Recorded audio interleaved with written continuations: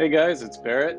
This is a new video showing my process, and I'm doing a digital composition using photography and also some digital painting techniques to create a unique artwork scene landscape.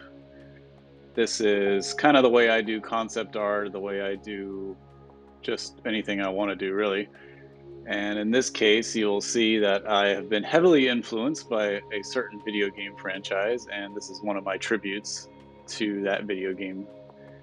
And what I'm doing right now is I'm compositing the initial basic scene. I'm trying to figure out, oh, there it is. Now you know what it is. Yes, Legend of Zelda. I'm doing a tribute piece to the Legend of Zelda, kind of going to do the Master Sword epic kind of where you find the sword in the game. It's like in the forest, and it's called the Lost Woods area. And it's just my version, my tribute to it. I'm just doing kind of my own fan art version of it, just a tribute. So what I'm doing is I'm compositing different elements at this point. Right now it's landscape. I had an idea of putting the person in there. I changed my mind later. I didn't want to put anybody in there. I was going to probably make the character Link in the bottom, but then I thought that's just, I like it better that you are Link. The camera is, the viewer is Link, and you're just finding this scene. So I didn't want to put him in there in the end. So I'm building the walkway, the staircase, because it's an old lost temple in the woods. That's the, if you haven't played the game, it's kind of like that's the idea of it. And I'm using a Breath of the Wild, which is the newest game. I'm kind of using that sword because I liked how it was kind of broken and rusted and old, and it just fit the idea of this lost temple area. It's been there for many years, and this is kind of like a old ruins, and you're coming across it, and then you see this cool sword and things. So you'll see what I'm doing here. I thought about building this cool staircase in 3D perspective, trying to do all that, and it was a little too complicated visually in the end, and the scale was wrong because obviously that sword is not a gigantic 500-foot statue. It's just a little sword. So I thought I could do it, and you'll see I just deleted it. I didn't like this after all. So, and that's part of my process. A lot of this is trial and error. It does take me quite a while to make these because I don't necessarily have a perfect game plan in my mind when I start this. I have a general idea of what I want to do. However, I don't just know exactly how I'm going to do it, and I have all the assets ready to go. And so there is a bit of a time waste. I wouldn't, maybe it's not a waste, it's more of an exploration, experiment. And the more I do it, the faster I'm getting at it because I'm learning that certain things will just not work right from the start.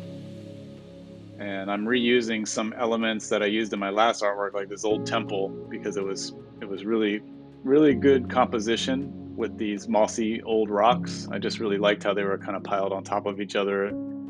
Felt like it's been there for a long time. I always try to incorporate a water element. I just love water. It's just me. It's just my style, my thing. I like to put a waterfall or a stream or a river in everything. And now I'm trying to build the pedestal that's the sword's going to sit on. Because in the game, it's always on some sort of like several step looking monument pedestal kind of thing so you can walk up to it. It's like sword in the stone kind of idea. I think it's probably borrowed from that idea, honestly. And I like the idea of it too. It was kind of cool. So this is now me trying to get this shadow to warp correctly on the steps. And this is kind of a, again, trial and error just to see what would, and I have to kind of use my imagination in this since I'm not a 3D artist and I just don't actually create real 3D light casts and shadows. So I do my best to manipulate it in 2D to make it look 3D. And right now I'm trying to think about the background. What am I going to put in the background? Like, am I going to do like a grassy kind of thing? Because in a lot of the, I guess, a lot of the Zelda art that you see out there, they always show the Master Sword in like a field of grass with this little stone thing and a little flower or something. I thought that was kind of cool, but I wanted to make it a little more like if it's truly in the forest, deep in the forest, in a kind of like this place. It's cool to have a clearing in the forest. I like that idea. So yeah, you'll see right there, I just added like kind of this grassy, flowery kind of thing behind it, just to give it that touch of familiarity. So when I do fan art, I'm not a big, I don't want to keep doing fan art all the time. And I've kind of said this in other videos where it used to be my focus to be pop culture kind of artist.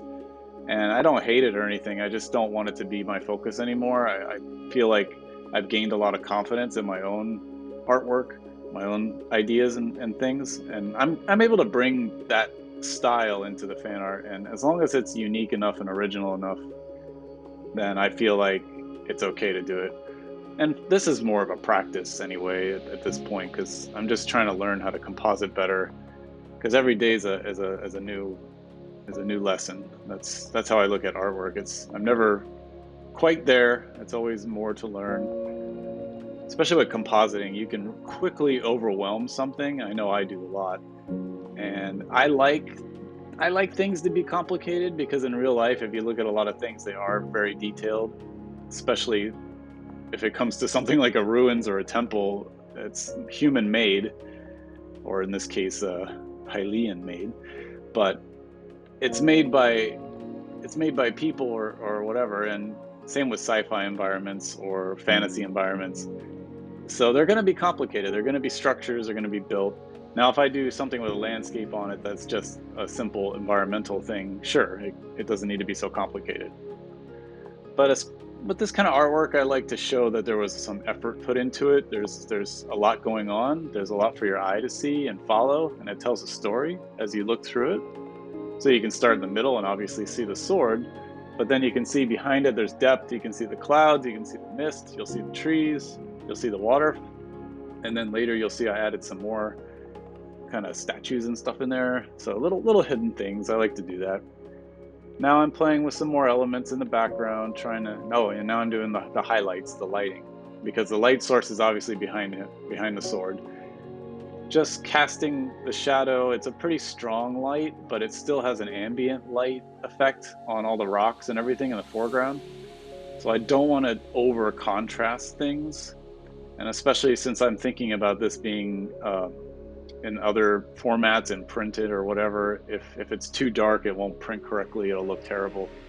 On the screen, it looks wonderful, but then when you print it, it never looks as good. I've learned that through my years of doing printing for my own artwork and everything, and just my graphic design knowledge. I know that printing is always a beast. It's its own thing. So everything you prepare for press or printing, you always have to overblow it, like for the lighting and the levels and the contrast. It cannot be dark. It always prints darker. Even today with the new printers, it still does that.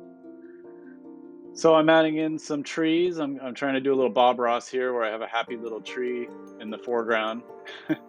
I always like watching Bob Ross because in the past I would just get mesmerized watching him paint, and he would paint this beautiful background and then he would throw this big black line right in the middle and he'd be like, boom, there's a happy tree. And I'd be like, what the hell did you do? You just ruined it. But he always did it perfectly, and he got this cool foreground tree, and it created this beautiful scene. So kind of playing off that idea here, where I'm just doing these little Bob Ross trees. We'll call them Bob Ross Zelda trees. So now it's coming together. We're getting the lighting is going to be the last step, because right now things are a little off, especially in the background. So you'll see what I'm doing is, it's hard to tell because I sped this up so fast, but what I do is I lock the layer for painting. Oh, there's the statue I was talking about earlier. I'm trying to hide a little statue in there. What I do is I lock the layer for painting, and I do this a lot. Once I'm satisfied with the position and the overall contrast and exposure, I'll lock it for painting, and then I can go in with a soft brush and I'll actually paint over the object, and it's already been isolated to its shape. So when I paint, I can't paint outside of it, which is really helpful. And so I just paint on that, and I usually paint in and I use blending modes. I use overlay or soft light, sometimes vivid light for the real strong lights, but I always keep that at a very low opacity because vivid light is intense, like it's very strong. Soft light is good, but overlay shows the texture underneath it better. So when you were to paint a shadow or a highlight, if you use overlay, you'll actually see the highlights better and the shadows better, like the texture, like on the rocks and everything, you'll see it stronger. So it creates it could be a little too too harsh sometimes, so you just have to fade it back. Never do anything at 100%. That's one thing I've learned, is never paint at 100% opacity when it comes to these things, because it will never look realistic. And now I'm trying to hide in that little Buddha statue. And I like mixing in the real thing. Like, this is a statue of Buddha, I assume. I think it is. And I like that it's a real life object in a fantasy fake kind of world, you know, and it's kind of cool to bring in the two. Now I'm adding in a little column. I'm using the Pixel Squid plugin here, Pixel Squid 360, which I use quite a bit on my artwork as a helper, which is very nice. You can rotate these objects in 3D, and then you're able to paint over them or add highlights. And in this case, I'm using the old column to make it look more like old ruins of a temple. Trying to figure out the lighting. I'm doing that technique I talked about earlier where I paint over it, trying to get the lighting. Oh yeah, and I use that old staircase again, the one that I threw away earlier. I kind of brought it back to create a little, to create a little more structure to that original staircase. And you see the perspective in the background with the trees kind of leaning back, and it's just like kind of a wide angle lens kind of look. I'm trying to, in my mind, I'm trying to create this perspective where the foreground's kind of lifting up as well, and then those trees in the middle are going to kind of bend a little bit forward towards the middle. That's something I'll do at the end. I'll use a camera perspective lens correction tool, or filter, I mean, and I'll do that later. You'll see. I'll put everything in smart objects so I'm able to change them, and then once I'm happy with it, I flatten it so that I can save the file size.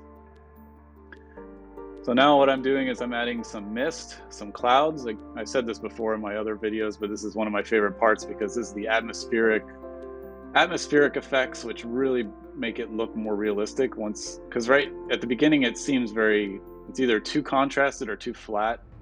But once you add the atmosphere to it, that really adds a lot of depth and interest. So that's my favorite part. And it is turning out to be quite contrasted, and it's almost not a horror, but it has a darker vibe to it. And no surprise there, I always do dark stuff. I love dark contrast. It's very emotional. It's very strong. Now, Zelda's not exactly a horror game or anything like that, but if you did think about this in real life, if you were to come across this ancient ruins in a lost woods, which is kind of like a haunted, darker fairy woods, I'm pretty sure it wouldn't be a bright, beautiful, happy place necessarily. It could be kind of a dark place. So now I'm adding in the fairies, my own version of fairies. It's a dragonfly with a highlight, basically. And that's kind of like, when it comes to fan art, I don't like to perfectly copy the character or the object. And you'll see that if you're a Zelda fan, you'll see that I did not include the giant tree that talks with a face. I thought about it, but it really would not complement this. It's already so busy and got so much going on. I'm just gonna stick to the sword, because I know Breath in the Wild in the game, you actually the tree actually talks to you and gives you the sword and all that. But in this case, I just wanted it to be kind of a mix of other Zelda games mixed in, which I usually do. I don't like it to be too obvious that I'm using some reference. And now I'm adding little particles with the fairies. I duplicated the same fairy. I made two fairies. I duplicated that, and I kind of sent them in the background, added a motion spin blur to them so they look like they're flying. It's kind of hard to see because this isn't zoomed in. I brought back that statue. I didn't like it earlier because it was too much going on, but then I faded it in the background like that in the corner, like it's fallen and broken, and it looked better. So I stuck with it.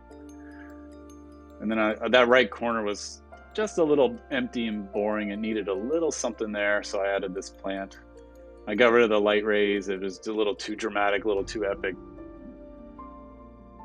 And at this point, I am pretty much getting there. I'm almost done. It's complicated because at this point, I want to add more. I want to do more. I want to do more, but you know what's going to happen. You overdo it so easily. So now you'll see I'm playing with a perspective. I'm doing that camera lens filter, lens correction, and I'm trying to figure out the best way. I kept it subtle And now I'm going into Camera Raw, which is also a filter, and I'm adding in, I have a bunch of presets that I bought, and these help me kind of decide the overall tone and lighting. Again, this is one of my favorite parts because this is where all the work's done, and now I'm just doing the icing on the cake, kind of making it look kind of cool, changing the luminosity. So that's everything. There it is. I really appreciate you watching. Take care. I hope you enjoyed this video. You can check out more of my work at barrettbiggers.com. Thanks, guys. Take care.